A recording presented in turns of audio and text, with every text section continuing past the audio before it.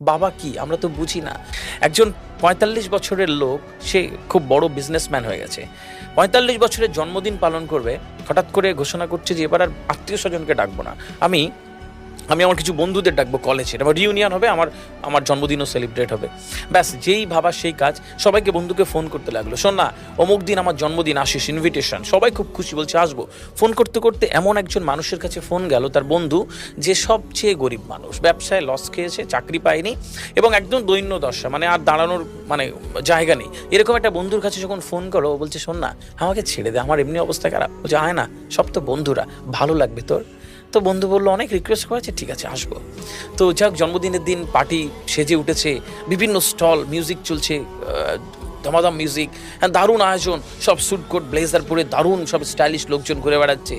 লোকটা বাড়ির তো আলমারি নেই, একটা আলনা থেকে একটা সুন্দর জামাটাই বের করেছে।